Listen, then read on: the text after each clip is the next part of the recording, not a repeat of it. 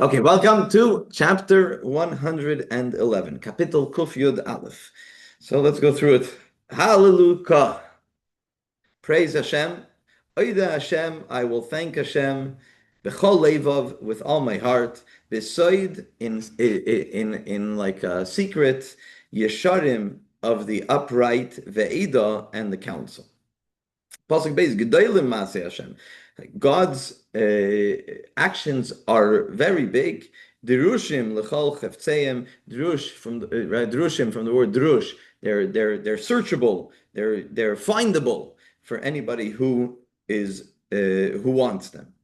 Hoid v'hadar palav. Splendor and majesty is his work. Vitzitkasei, and his righteousness, Aimedes la'ad, stands forever. Zeicher asa linifl aisav.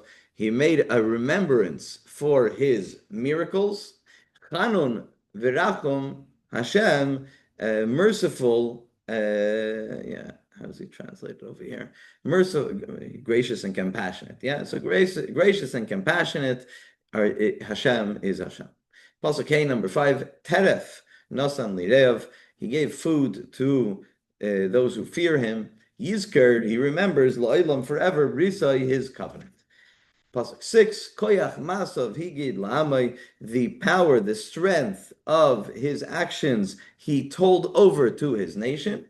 Laseis Lahem, to give to them, Nachlas Goyim, the inheritance of nations. Pasuk 7, Maaseh Yodav, the work of his hand. Emes is truth, Umishpat, and judgment. Ne'emanim, faithful, Kol Pikudov, are all his mandates. Pasuk 8, Smuchim. So Smuchim actually, I don't know exactly. Over here he translates as steadfast.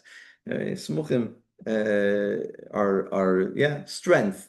Lo'ad, forever. Lo'olam, also forever and ever.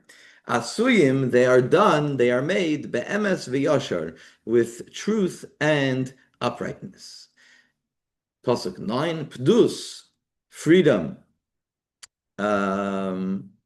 redemption. Shalach la'ama, he sent his nation. Tziva la'elam brisai, he commanded forever his covenant. Kodesh, holy, v'noira, and awesome. Shmai is his name. And the final pasuk, Reishis, at the beginning of Reishis Chachma, at the beginning of Chachma is of wisdom is Yiras Hashem, is fear of Hashem. Seichel Toiv, good wisdom, L'chol Eiseyam, to all that do them, and Tehillasai Aimedes La'ad, and his Reishis Chachma Yiras Hashem. Yeah. There's many psukim actually over here that we say in many different scenarios. So Tehillasai Aimedes La'ad, his praise stands forever. Okay, so this is definitely a kapitel that is written in a very specific format because it's trying to get all the aleph beis in. So I don't know if exactly. So since it's trying to get all the aleph beis in, so it flowerizes certain ideas in order to get. So in every pasuk we have two aleph beis, right? You have in the first pasuk aleph beis, the second pasuk Gimel Daled, and then Hey Vav, and then Zayin Ches, and then Tes and Yud, and then Kaf and Lamed, and then Mem and Nun, and then Samach and Ayin. And that's for the first 8 verses, you have 2. Then when you get to verse 9 and 10, so verse 9 you have Pei, Tzadik, and Kuf, and Yud, number 10 you have Reish, Shin, and Taf. So you get in all the aleph beis. Sometimes you have a kapitel in Tehillim, it has almost all the aleph beis. It skips one or this, and here you have actually every single one of the aleph beis. A little bit to look forward to next week's kapitel also. In chapter 112, we also have all the aleph beis. It's a very similar kapitel, similar idea, just from a different perspective. This is primarily praise of Hashem. The next kapitel is praise of the tzaddik, praise of the righteous. But also in a similar fashion has all the aleph beis in it. So since it's trying to put in all the aleph beis, so therefore it flowerizes certain ideas. It's brought down from our sages that when a kapitel Tehillim brings in all the aleph beis, oh, it's a special capital. That is a very, it signifies its significance, that it's a very special chapter of Tehillim. So this is definitely a very special chapter of Tehillim. Many different commentaries saying what it's trying to bring out. This Farno mentions that it's talking about study of Torah and that you shouldn't try to find excuses why you can't study Torah. It's you don't say that it's too hard to study Torah. Don't say that I'm too busy making a living, so therefore I can't study Torah. They don't find excuses. You should study Torah. This chapter of Tehillim, in many communities over here in Or Shalom by the Sfardim, they say this every single Shabbos by Mincha. So yeah, this is the Shabbos Mincha chapter of Tehillim. It's not only Sfardim, but there's others also that they say a chapter of Tehillim connected to every davening, those that have that minhag. So then this is the chapter for Mincha on Shabbos. Okay, so with that kind of introduction, Rashi, so pasuk number 1, Hallelujah, praise Hashem, and Oida Hashem b'chol levav, I will praise Hashem with my heart, and besoid Yesharim ve'eda, and in the beside is like it literally means in the secret, but over here he translates as in the council, because it's more of like, when people sit together, it's just me and you, or it's just the group of us. So it's the secret that we keep between us. So that's the concept that's trying to bring out over here.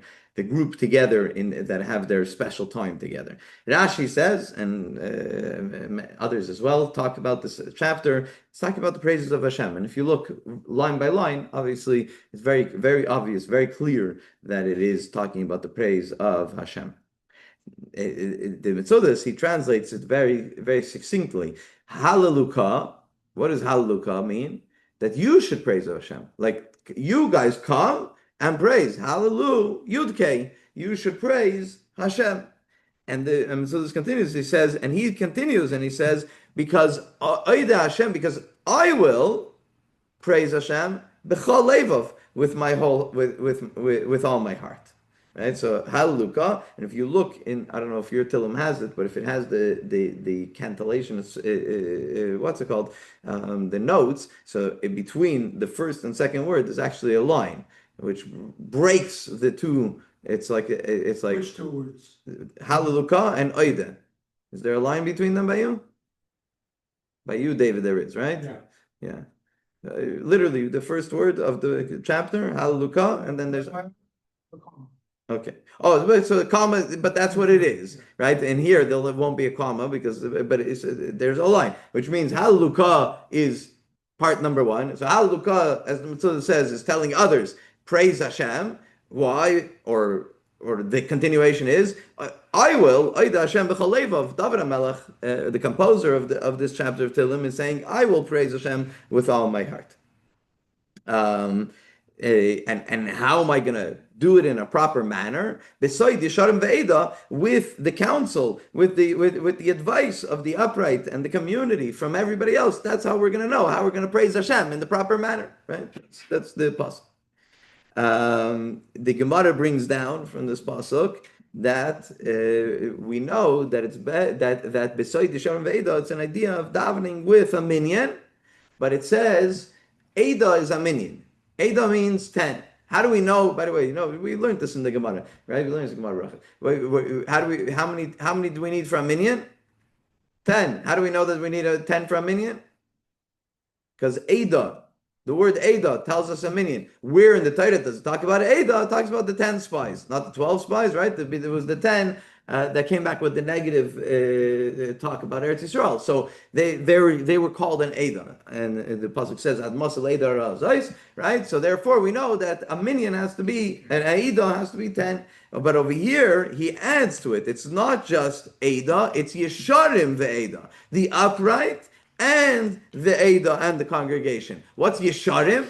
So the Gemara says that an ideal minyan should have 2 righteous people. Yesharim is plural. The upright, so an ideal minyan should have at least 2 Yesharim, and then you have the rest of the Eda, and it helps for the minyan. It's mentioned in the Gemara. B'chol levav, with all my heart. But if you look at levav, it's like plural, with all my hearts. B'chol levav. The Al-Sheikh says that it's talking about the Yetzer Hara and the Yetzer Tov, both that are vying for access to a person's heart. So I'm going to praise Hashem with both my Yetzer Tov and the Yetzer Hara. I saw a commentary, I forgot to write down the notes about it, from the Karliner, from the Baron of Karlin. And he says like this, what's the proper way to daven, right? What's the proper way to daven? He says, Oid Hashem b'chol levav. The proper way to daven is with all my heart. With all my heart. And if I'm going to be able to daven with all my heart, you could daven in your dining room, you could daven wherever you are, you could daven with all your heart, and that's good. But if you're not of that level, so then at least beside Yesharim, get next to, hang around with Yesharim, with upright people. And if you don't have access to that, at least Davud Aminyan, at least Ve'eda. So this idea that obviously when we the concept of davening a minyan, when a person davens alone, so then his tefillah comes above, and they say, where does this tefillah go? Does it access? Doesn't have access, depending on where it comes from, depending on whatever, what the kavana, the intention was, etc. But when a person davens with a minyan, it comes all together. They're not each one is judged individually, judged as a community, and it's much better off. And that's why we're naive. That's why we're careful to, as much as we can, that we should daven with a minyan. Pasuk number 2. Gdoilim Maaseh Hashem. Hashem's actions, the maisim of Hashem are big, great, and drushim l'chol cheftzeihem, they are findable. Drushim, they're searchable l'chol cheftzeihem, for anybody who wants to. So what does this pasuk mean? So the Metzudah says there's two opposite ways to learn this pasuk, and when I saw that, it was like fascinating. It's beautiful. The Metzudah says that even though Gdoilim Maaseh Hashem, even though Hashem's actions are so great, what are we talking about? What are we talking about? We're talking about creation. We're talking about, depending on different commentaries, talking about Hashem taking the Jewish people out of Egypt. Like, that's Maaseh Hashem. These are the great actions of Hashem, right? So Gdoilim Maaseh Hashem. Hashem's actions are wow. They're unbelievable. The Mamleah says Gdoilim Maaseh Hashem. Hashem's actions are so wondrous and so great that nobody could even replicate. Right? That's what we're talking about. We're talking about Hashem creating the world. Hashem making a miracle. These are things that are not replicatable, right? You can't replicate them. Nonetheless, comes the Metzudah and explains this pasuk. Nonetheless, drushim l'chol cheftzeihem. If you really want to understand and you really put your mind to it, you're going to be able to understand Hashem's ways, right? Drushim l'chol cheftzeihem. If you're going to go, so that's the way the Metzudah learns it. Mamleis brings. He says that some other mefarshim say. He says that Gdoilim Maaseh Hashem, Hashem's actions, Hashem's work is so great that drushim l'chol cheftzeihem. Anybody who wants to, they're just going to search and search and search. They're never going to find it. Drushim, they're always going to be in searching, right? They're always going to be in pursuit of trying to figure it out, but not necessarily figuring it out. So it's fascinating. The two, in the same pasuk, two commentaries literally bring up the two opposite ideas. Either that if you try hard enough, you'll be able to get it, and the other commentary that even as much as you try, you're always going to be pursuing it. I personally think, based on especially Chassidic philosophy, that I think that there's validity to both, and they both complement each other, because a person, if he's going to pursue it just as a subject that I like this idea, let me try to understand it, you're not going to get anywhere. But if you make it really your life pursuit, and with proper bittul, with proper like in a proper way, so then you might be able to bring yourself to a level that you should be able to understand it. So it's not just if you're going to pursue it, no, it's really something that if you're going to put your mind to it tremendously, so you'll get somewhere. That being said, as soon as you understand this level, there's another level to understand. So it's not that could also be the never-ending pursuit. Pasuk Gimel number 3. So splendor and majesty is his actions. That's how you have the translation. Yeah, why? What do you have there? This is all wrong. And I wanted to discuss it, but I'll wait till after. Here it says his work is splendid and majestic. Right. Which is not the translation. Yours is the translation. It's Aleph base. it's on purpose, the first word Right. is there. Yeah. So why would you put it in the middle of the sentence in English? Right. You're supposed to say, great are the acts of God. Right. Splendid and majestic are his word. Yeah. You have to do it that way. Yeah. Each word is, because that gives it power. That's the poetic nature of it. Agreed. That gives it power. And Yeah. here they do it, I don't know who translated it. We'll see if they continue that way. Right. They might do Right. that, because it's not grammatically, it's not, it's more poetic. Right. And If you it do might it. not be all the time. Okay, we'll see as we go along. Yeah. So majesty and splendor are palay, are his work, and tzidkasa in his righteousness. Medes lad stands forever, or better, endures forever.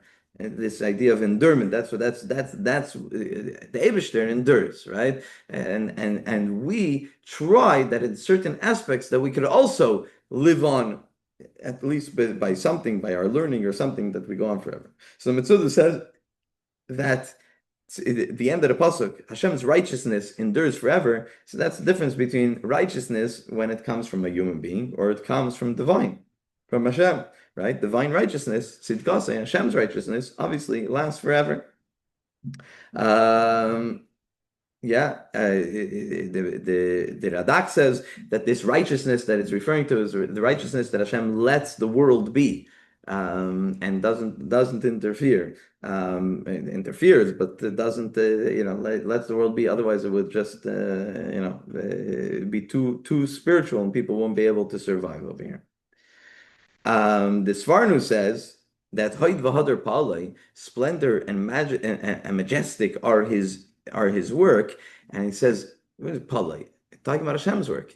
So we say this in the Haggadah, right, on Pesach, that when we talk about Hashem, that Hashem did these things, that Pa'aloi, it's Hashem's work, not through any intermediaries, and that's what he's talking about. That's what shows Hoid V'Hadar. What shows Hashem's splendor, what shows Hashem's majesty, the fact that He did it, not that He sent someone else to do it or an angel to do it, etc., etc. And Tzidkasa Yemedes Lad, the fact that the world continues. We talked about this before. This idea of Hamechadish B'Tuvay B'Chol Yom Tov. We say in davening every day that Hashem Hamechadish, He renews B'Tuvay in His goodness B'Chol Yom Tamid every day, Tamid constantly. What's the idea? Meaning that when a person creates something, he creates a table and he leaves the table, so he could leave the table. The table still exists, right? Hashem created the world something from nothing, so He has to constantly recreate it. That way it exists.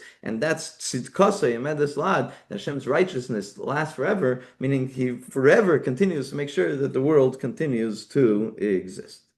Pasuk number 4.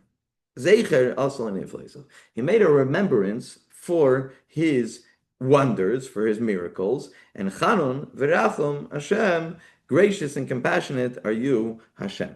So most commentaries say that this is referring to the miracles that Hashem made in Egypt, right? And what's the zeicher? What's the remembrance that Hashem gave us in order to remember zeicher l'yitzias Mitzrayim? What do we have zeicher l'yitzias Mitzrayim? Pesach, that's one thing, that's the obvious thing, yeah. Even Shabbos, by the way. Yeah, Shabbos. Right? When we make Kiddush, what do we say? Zeicher l'yitzias Mitzrayim. Right? And then we say Kivanu v'charta v'isana kidashta. Right? But this idea of Zeicher l'yitzias Mitzrayim, Hashem gave us things. Rashi mentions this. Hashem gave the Jewish people Shabbos and certain Yom Tovim and also certain mitzvahs, right? In order to remember our past. And that's a merciful thing. That's Chanun v'rachum Hashem, a merciful thing that Hashem did in order that we should not forget these things. And it's an opportunity for us to be more righteous. Hashem gave us the opportunities to do more mitzvahs in order for us to be more righteous. This was my speech that I gave on Shabbos about B'chukaisai, this idea of Hashem giving us more mitzvahs in order to be more righteous. The mitzvah actually mentions a very specific thing. In the desert, Hashem commands Moshe, Kach tzintzenes hamah, take the canister of manna and put it where? Inside the Holy of Holies. Why?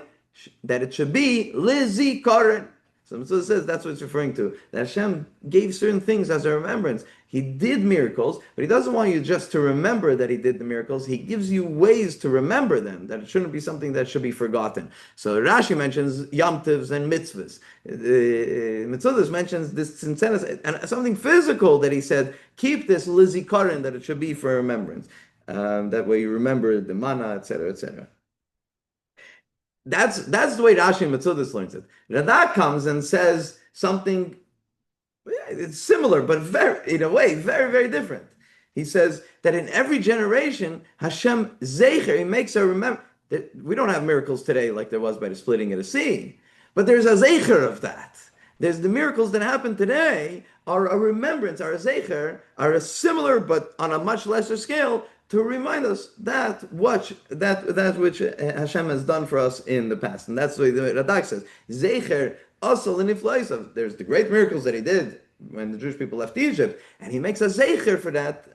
He does smaller miracles, so to speak, for us in order to remind us what he's done for the Jewish people leaving Egypt. And the Alshich is saying what everybody else is thinking, that the point of it is that if Hashem has done it for us in the past, of course He's going to do for us in the future. And especially, there's a comment from our sages that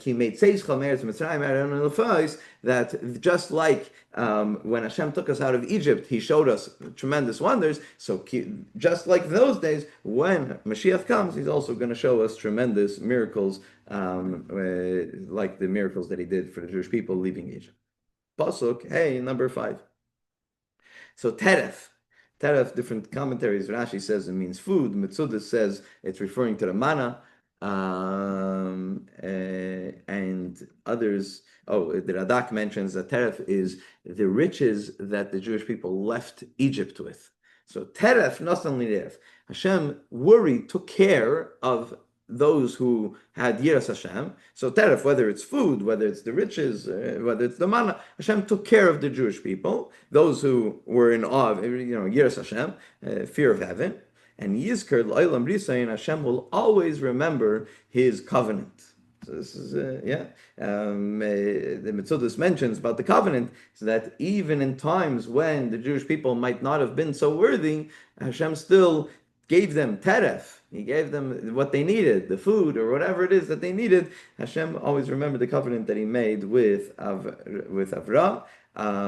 And there's also a segue here into the rest of the chapter, which, according to some, talk about the Jewish people conquering the land of Israel, because we're talking. Some say that over here we're talking about Mitzrayim, Egypt. So the next few psukim talking about conquering Eretz Yisrael, conquering the land of Israel from the 7 nations. So Yizker L'Olam B'Risai, that Hashem remembers His covenant that He made with Avraham, that eventually the Jewish people will go into the land of Israel and inherit the land of Israel. Pasuk 6. Koyach Maisov Higid La'amai Lases Lahem Nachlas Gayim. So this pasuk, there's a beautiful Rashi on this pasuk here, but there's a very famous Rashi, and it's the first Rashi in the Torah that Rashi brings up this pasuk from Tehillim. What's the first Rashi in the Torah? It's a very famous Rashi, Amar Rabbi Yitzchak, and Rashi over here mentions it also. There's a Medrash Tanchuma that Rabbi Yitzchak said. As the Medrash Tanchuma says, Rabbi Yitzchak says, why does the Torah start with Bereshis Bara and not with Achedesh Azelachem? If Torah is a book of laws, a book of mitzvahs, coming to tell us how we should live our life, so why is He telling us the history of creation? What is that going to help us? So Rabbi Yitzchak comes and tells us that Koyach Maisav Higid Lamai. That this pasuk he brings down in Medrash Tanchuma, that Hashem is telling the power of Hashem's actions. He's coming to tell the nations the power of Hashem's actions. Lases lahem, to give to the Jewish people their inheritance, what they're supposed to get, meaning Eretz Yisrael or Canaan at the time. Right. So when Hashem gave the Jewish people the land of the other nations, He was showing them His might, His strength. So Rashi brings down this Medrash Tanchuma, and Medrash actually continues, and he says, Rabbi Yitzchak says that there's going to be a time that people are going to come to the Jewish people and going to say, "Listim atem, you guys are thieves. You're stealing the land, right?" And what do we turn around and tell them? Say, Koyach Ma'asav Yigdal Amo. Hashem created the world, and Hashem created the world in order to give the Jewish people the land of Israel, and therefore Hashem could do and that's the process of it. Anyways, so the Rebbe used to focus a lot on that Rashi in the beginning of Chumash Bereshis. And it's interesting. Rashi over here brings it's not as long, but a very similar Rashi on this pasuk. And over there, he quotes this pasuk of Koyach Ma'asav Yigdal Amo. So how is it translated in 6 there? Over here, he has declared his power of his deeds to his people. This one neither. He revealed to his people his powerful works. No. Either you have to say his powerful works he revealed to his people, because it starts koach. Yeah. Or you could even say, and it gives it a different meaning, instead of his powerful works he revealed to his people, the power of his works. Yeah. He revealed to his people. That's already a little bit of a different interpretation of those words. Yeah. 100%. So the proper way. That's when you translate, and we learned it many times in Pirkei Avot. You can't translate exactly when you read it in the Hebrew, and then when we go in the translation of Pirkei Avot, you lose a lot of the meaning many times. It's true. The translations over here sometimes also base it on a commentary. The commentary they felt works best for them. It's more standard English. What you just read is the more standard. Exactly. It's it's more of a standard with subject, verb, object. He revealed his work instead of the poetic way and which is more powerful. But this is poetic. It's poetry. Otherwise, we don't need it in Aleph. Exactly. And even without the Aleph space, the poetry of it is powerful. Yeah. The Radak says that the miracle of putting the Jewish people into the land of Israel is a greater miracle than the Jewish people leaving Egypt. So we have the miracles that he mentions in previous psukim, but now the miracle of going to the land of Israel is Koyach Ma'asav Yigdal Amo, the strength of his actions. He told his nation. It says Higid. It says Higid Lamai. What's Higid? Higid means to say, right? So strength, where you talk about strength or you show strength, right? So what does it say? Koyach Ma'asav. The strength of his actions, he talked about. Right? Talk about your strength. What is that supposed to mean, right? So the Radak says, it's a beautiful Pirish, he says that Hashem said it before, right? Hashem already told everybody, this is what's going to happen. That he told already from Avram, by the covenant, the Jewish people are going to end up back in the land of Israel. He said it before, that way nobody should say later that, oh yeah, it just worked out that way. And that way later you could come and say, oh, Hashem promised, and that's what it happened. Another layer of understanding. Yeah. So Higid is that Hashem said it already way before. And then he showed Koyach the strength of it. It's a beautiful Radak. Yeah. Koyach, also some in Mamlois, he talks about it as Koyach Ma'asav is about creation. So if you look at Bereshis bara Elikim es Hashemayim es Haaretz, the first pasuk in the Torah, it has 28 letters. So the gematria of Koyach, Chav Ches, right? So it's also Koyach Ma'asav Yigdal Amo. It's also connected. The Mamlois wants to connect that over there. And also Bereshis bara Elikim, the last letter in the word Bereshis is Taf, right? Bara, the last letter is Aleph, and Elokim, the last letter is Mem, which spells Emes. Bereshis bara Elokim also brings out the idea of Emes. There's also things that the Mamlois talks about over here. Pasuk Zayin, number 7. Ma'aseh Yodav Emes u'mishpat. The works of his hands are Emes, are truth, and Mishpat, over here he translates just, but really Mishpat is justice, right? Ne'emonim, they're faithful. Kol pikudov, all of his mandates, right? All his mandates are faithful, or his mandates are faithful. Faithful are his mandates. So the fact that Hashem chased away the other nations this pasuk, the Metzudas comes and says, the previous pasuk talks about Hashem chasing away the other nations in order for the Jewish people to conquer the land of Israel, right? So the fact that Hashem chased away the other nations was for emes. It was for the truth, for the truth of his commitment that he made to Avraham. And what was the mishpat? What was the judgment? What was the justice of it? Because they were idol worshippers, and you can't be an idol worshipper in Eretz Yisrael. So what's the translation there? Over here, Yeah. The works of his hands, Ma'aseh Yadav, the works of his hands, emes, are true, umishpat are just, but I would say justice. It should really be that the works of his hands are truth and justice. Emes umishpat, yeah. Right, not true, truth. Yeah, it's true. I like that better, yeah. Yeah, and then he ends off Ne'emanim Kol Pikudov, that all of Hashem's mandates, Pikudov, they're perfect. You can't find any flaw in them. They're all perfect. They all come from Hashem. They are all perfect. The Mamloyes on Pasuk Zayin on Pasuk 7 says that it's referring to the Luchis. Ma'aseh Yadav. What did Hashem form with his hands? He made the Luchis, right? Va'luchis Ma'aseh Elikim Hema, right? The Pasuk says that the Luchis were crafted by Hashem's hands. And when you have, so let's look at the Pasuk. Ma'aseh Yadav, the formation of his what he made with his hands. So that's the luchos. So what are they? Ms. So there's the ultimate truths. So if you look, when half of the 10 commandments are about ultimate truths, one God, right? You shouldn't have idols, right? There's the ultimate truths, Ms. And then there's mishpah, justice, ultimate justice between man and their fellow. So this is Ma'aseh. It's a beautiful memlois, right? So a medrash that Ma'aseh Yadav. There's the emes side and there's the mishpat. There's the mishpat side of the luchos. Yeah. So and he ends off that Ne'emanim Kol Pikudov, right? That all of his mandates, Pikudim, the mitzvahs that we have from Hashem.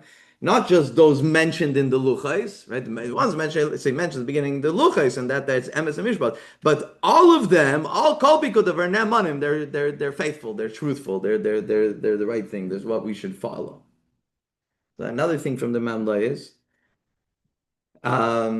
when a person tries very hard to do the right thing, and mitanemes, not stam, like a real tzaddik even, right? A person without the help from above, even a person with the best intentions sometimes makes a mistake. Not sometimes, right? And it's not their fault, and on the contrary, it's the way Hashem created the world. It's the way we are. It's human beings. As much as we could try to be perfectly righteous, it's not going to be every time, right? There's maybe a few tzaddikim but that's only because Hashem intervenes and helps them, right? Not because of them, right?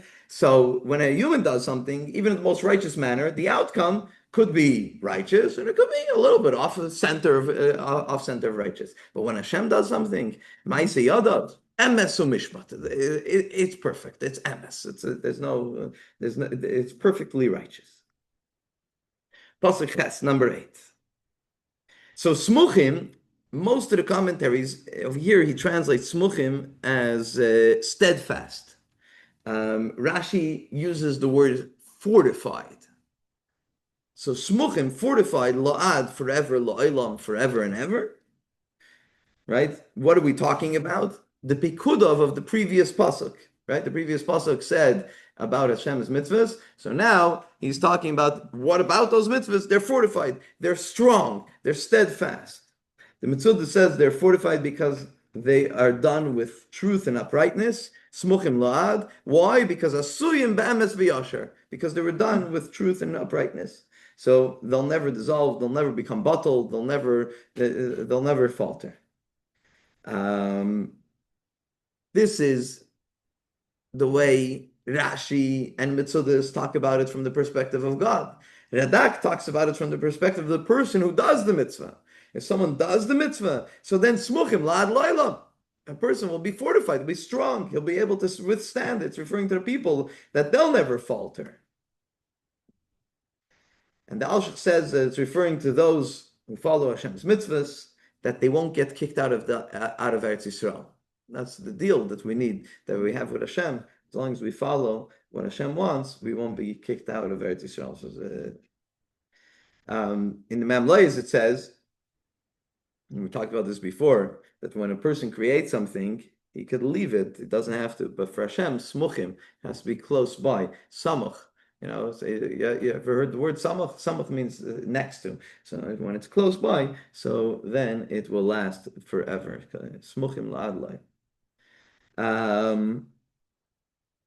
The Gemara says, there's different ways that we could learn something from a pasuk. And one of the things that the Gemara learns, Gemara Brachas, Daf Yud, if I remember correctly, that one of the processes of learning is that if you have this pasuk next to this pasuk, even if they have nothing to do with each other, right? This pasuk could be talking about Kabbanis and this guy, whatever, right? They could be talking about Pesach and this one could be talking about the fact that they are next to each other could teach us something. Smuchim, when they are next to each other, this is the Gemara learns from this pasuk, that when they're next to each other, it teaches us something. Smuchim. And not only is it something that we have from back then, smuchim la'ad loilam, forever you could be learning this idea of smuchim when a pasuk is next to each other, that it could teach you something. Pasuk 9, Tes, Pedus, freedom, redemption, Shalach la'amai, he sent to his nation. Tziva lo'elam risai, he commanded them for his covenant forever. And Kodesh v'noida shmoi, and holy and awesome is his name. And the Mitzvah says that it's talking about the redemption from Egypt. So Pdus, Shalach la'amai, redeemed them from Egypt. Pdus, he gave them freedom, la'amai, for his nation. And then Tziva lo'elam risai, why did he free them from Egypt? Why did he take the Jewish people out of Egypt? Why did Hashem take the Bnei Yisrael out of Mitzrayim? Why? To tziva, to give them the mitzvahs, to command them, and the Torah, and then Kadesh v'Neira Shmai, and through that they sanctify Hashem's name by learning Torah and doing mitzvahs. Pasuk Yud number 10, Reishis Chachma Yiras Hashem. So this is there's actually there's a school here in the Vimy area. It's called Reishis Chacham, Mesifta Reishis Chacham. This is a pasuk that's used a lot when it comes to yeshivas, when it comes to the study of Torah. That Reishis Chachma, before Chachma, Reishis means first. Before Chachma, Yiras Hashem. You gotta have fear of heaven. Right? This is the Mitzvah mentions, this is the proper approach, that before approaching the wisdom, you should have awe of Hashem, because then the wisdom will stay, and then he'll be praised for it, he'll be praised forever. The Alshich says, so the Alshich says, if you have awe before the study of Torah, so then the mitzvahs that you do won't be out of route. They won't be just like you doing them, because if yira comes before the mitzvah, so then it will make sure that you do the mitzvahs with proper intent.